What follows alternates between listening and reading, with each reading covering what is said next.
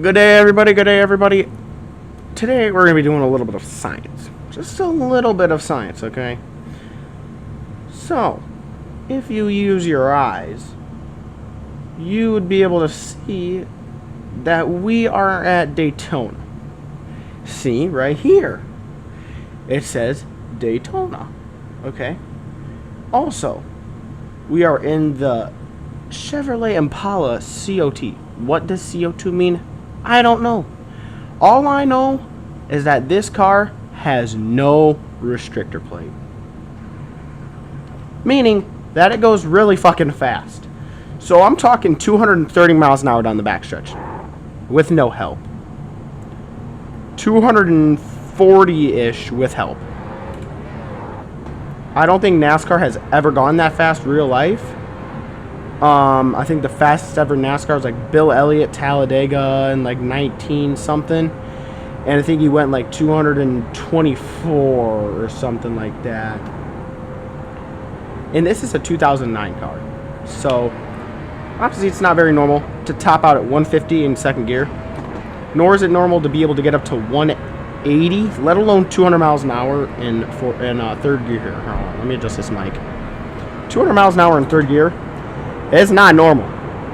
It's not normal at all. So we're gonna, yeah.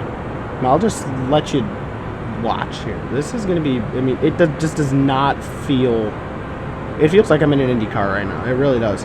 It feels like I'm in a fucking Indy car with this thing. Look at this shit. Like, you have to lift to get into the corners or else the car will, like, slide up to the wall. It's that fast. So you gotta kind of know what the fuck you're doing. I'll try to go one lap here with no lift, and as you can see we're already getting up to 230 here pretty damn quick. That's just our out lap, so this next lap's our real lap. I could probably make a gear change to make it a little bit quicker. Yeah, I could probably make a gear change without me to do that, looking at my RPMs. 595. Yeah, we're just not going to lift here and see kind of what happens. I think we can get 230 this time.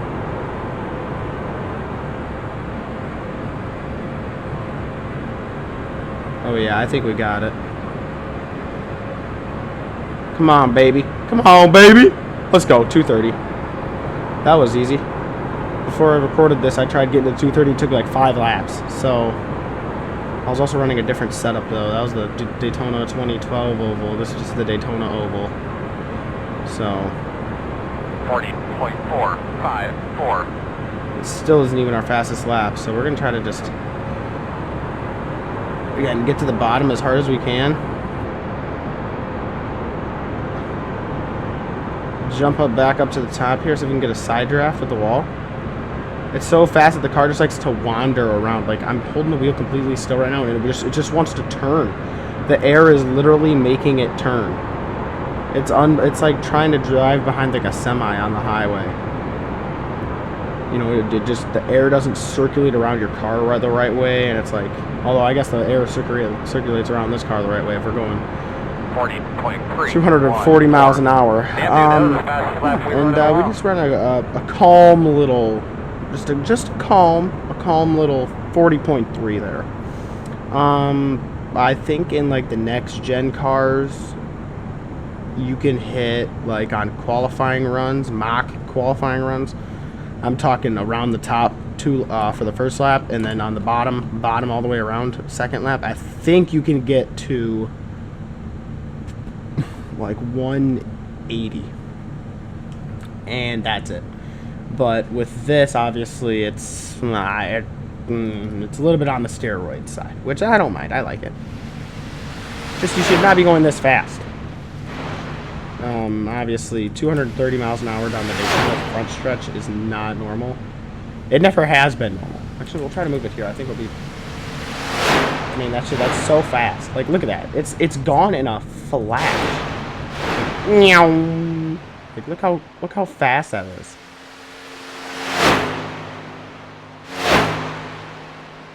That's not real.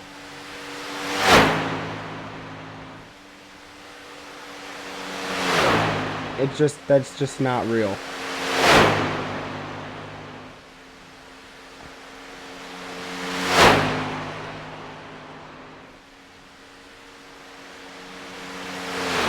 And now I'll head over to the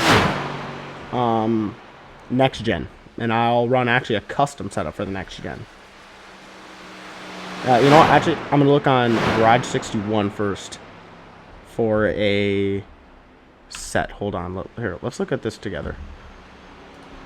I'll pause the video and we go to the other one. I just want to see if there's like a Garage 61 setup that somebody's made that like makes it go even faster or something. Like the aerodynamics are fucked up or something. Yeah, look at that. We're not even the fastest one. Oh my god. Is it the same shit that we're running? 33, 50, 49. Yeah. Alrighty, yeah, well, so I guess he just kind of ran a little bit quicker than I did, so. Yeah, we'll just get a quick look here at the car. Again, this is a 2009. I don't know what the fuck they were thinking when they put this in the 2009 model. I know these cars were not going this fast in 2009. I know they were going pretty fast, but this is just kind of absurd. I would have put him back on like the Legend cars.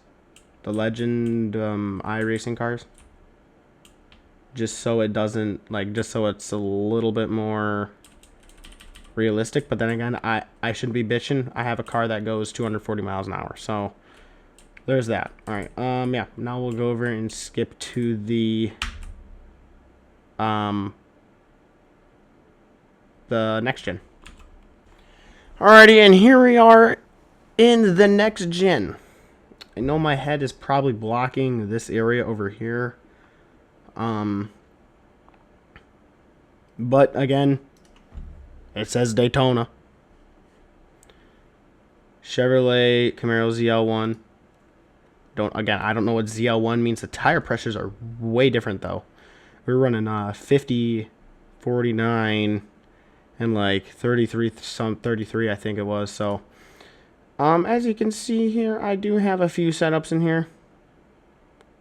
Kiss it, suck my ass. I don't care. So I do have this Daytona set that I was thinking about running for the Podium 500. Sadly, Podium, I think, became bankrupt. My MRL league guys, we used to get streamed on. We used to get streamed on Podium. And we had to stop because I think Kyle said something about the guy who owned it or ran Podium didn't have enough money to pay the people that were broadcasting or announcing. So I don't think there will be a Podium 500 this year. I think there will be a Daytona 500 though for iRacing. I think iRacing does a Daytona 500. I know they do a 24 hours of Daytona, which is complete fucking hell. But you know what?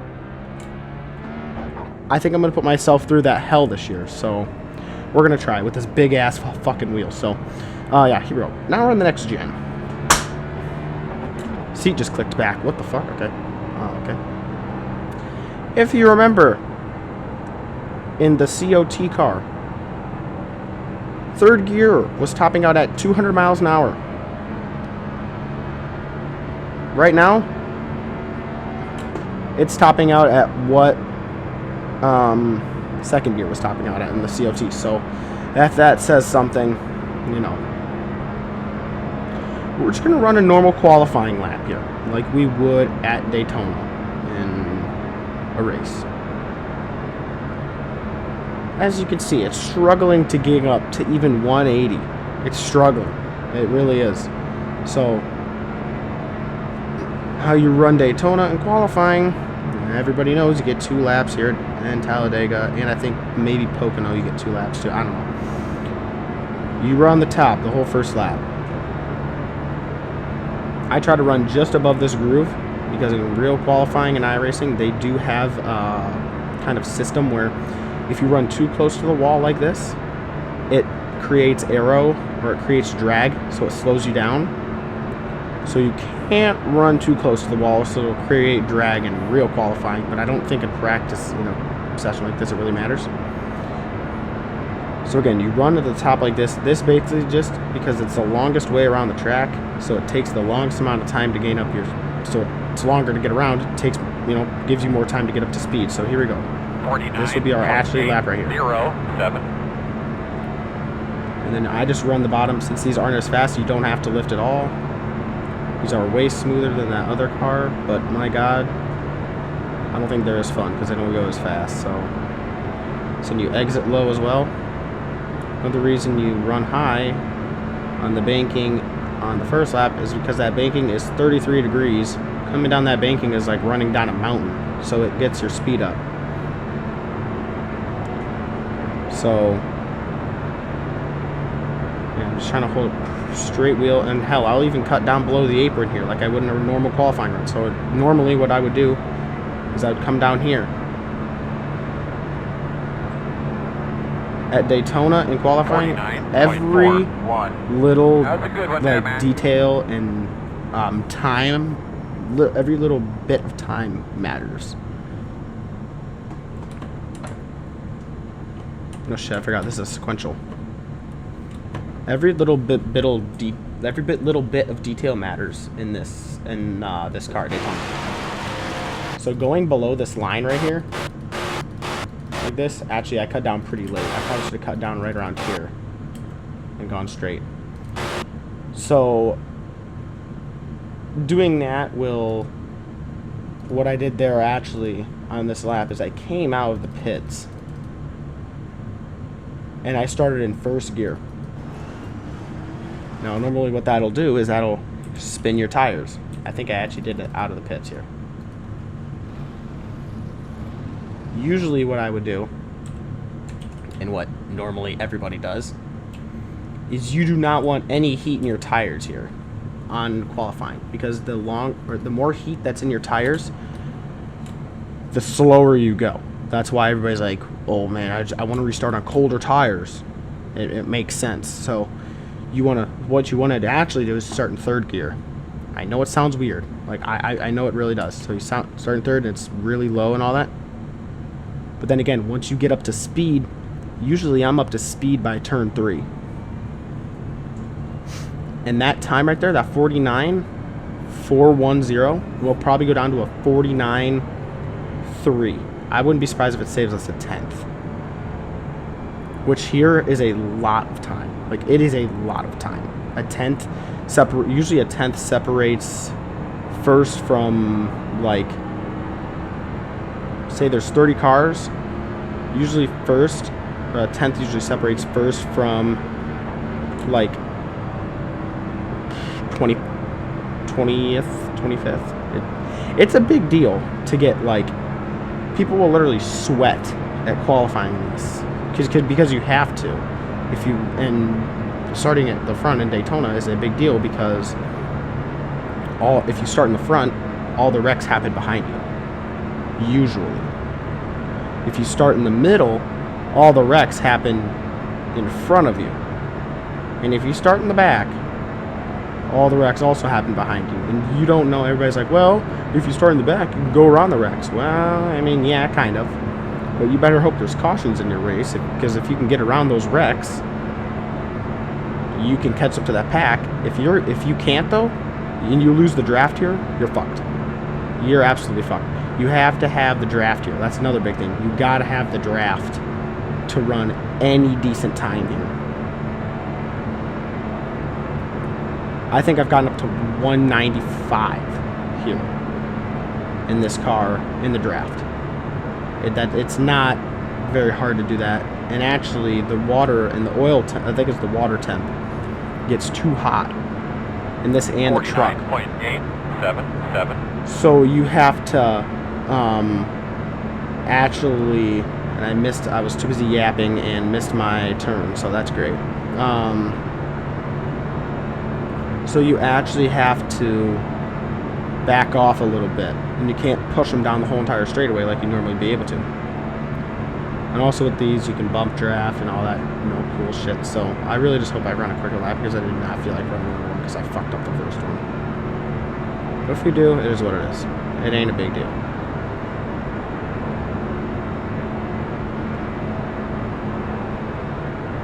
So then again, when I cut down, I usually try to cut down like right here. Because then again, every little tenth matters. 49.4. If I would have fucking hit my goddamn mark, instead of yapping, I would have had it. Fuck it, we'll try it one more time. Because I know we'll run way quicker with that. We just didn't, we're too busy talking and didn't get down to the bottom. So, here we go. Again, starting third. Therefore, this car does have 5 gears. You only need 4, though, for qualifying, and if you're running by yourself, like in the back of the pack, because your engine isn't getting enough RPMs to get up into 5th gear, it'll actually make you go slower. So, again, just gotta try to run this bottom here, half throttle, and then my mark is right here where these 2 pieces of grass split. There's that little path for the road course.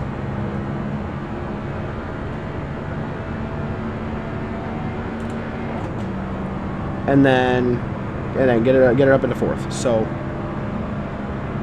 that little pass right there. Again, the goal of this is just to try to get the least amount of heat into your tires as possible.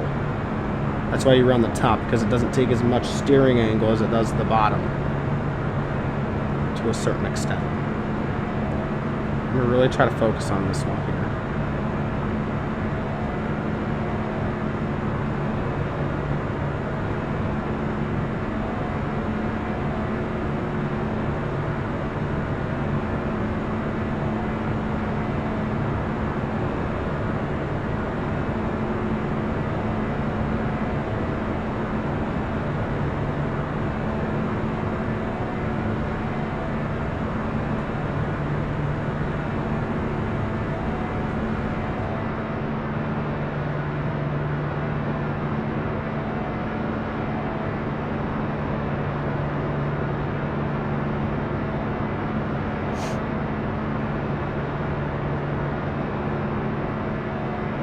Okay, so coming to the dog leg here.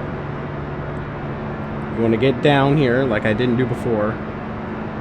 49.8. And get into turn 1 on the bottom. Try to stay above the yellow line.